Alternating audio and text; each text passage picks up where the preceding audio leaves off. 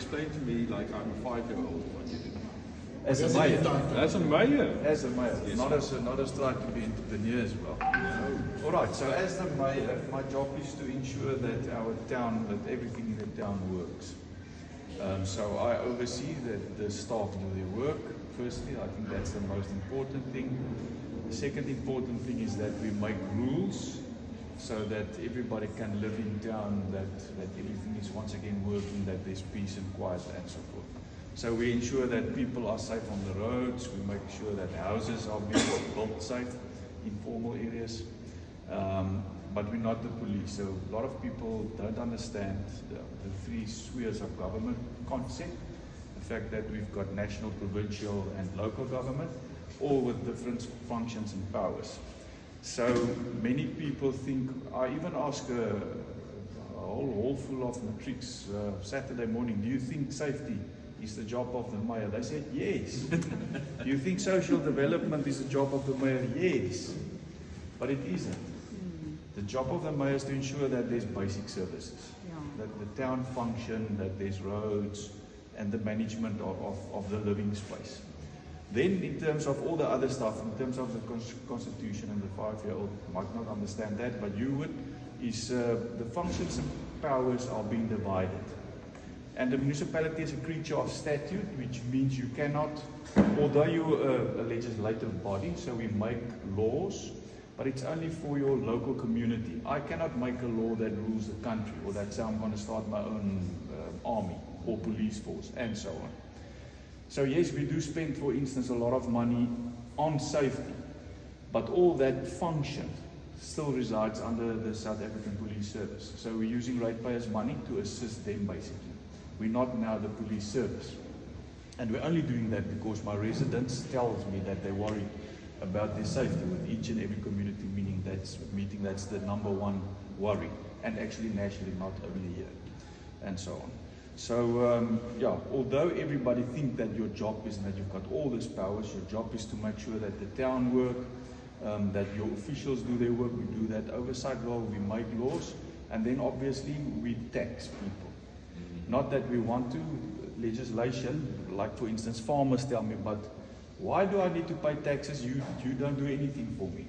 And they're right.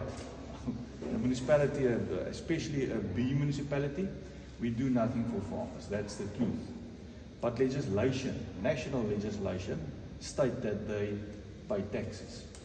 And then obviously that taxes, in terms of property taxes, our income stream is only property taxes, then your basic services. Now you can maybe understand or appreciate the difficulty all municipalities find itself in currently because of old or outdated legislation and financial models. So what happened is everybody pays normal taxes on VAT, fuel levies and so forth to your national government. So the bulk of taxes goes to national government. Then they skim off the top, they do all kinds of stuff that they like, and then the rest gets filtered down to your communities, which is a problem. So the only income stream we've got is severely under pressure. Energy sales, for instance, we used to make around about 20% profit on energy sales. Currently we're sitting on 7%, and projection shows that we will in the next 5 years be on 0%. So then obviously we sell water, which is also under pressure, and so on. So your natural resources from which you get your income is tremendously under pressure. So we budget for that. And midterm, the past financial year, so we budget for the downward trend in terms of income. Obviously now I need to compensate. So what we do is we try to run our town and govern the town in such a way that people with money also want to be here, that they invest here, so that the pool of money in the town grow, that my property tax grow, and then with that obviously we increase the property taxes, which is very unpopular. And the bottom line is, as a politician, you don't really want to do unpopular things because you want people to vote for you again. But unfortunately, you need to do the right things. So the property taxes of Mossel Bay municipality currently, of our total budget, it's 15%. 15% of our total budget we get from property taxes. The norm in the country is close to 25, 26, 7%. So 3 years ago, we were obviously even lower. So for 3 years in a row, this year it was less. This is now the fourth year. 3 years prior to that, we increased it more than 10% each and every year, which was very unpopular. And yeah, we didn't do it to angry our residents. We did it obviously to do the right thing, to make sure that we can sustain our municipality. If you just look outside, you can actually see improvements. You don't have to go very far. You can see the roads are upkept. You can see the water system is upkept, the sewage system is upkept, the electricity network is upkept.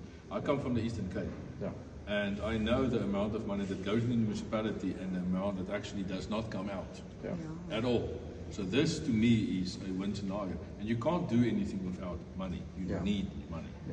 So I was on my way. So you're quite right. Or I would like to agree with you. So maybe the fourth thing to end off the answer with is then obviously the budget. The budget is the mayor's budget. Strategically, the mayor's got that power, and it's a huge power. Our budget's more than 2 billion rand. So the mayor decides where does the money go.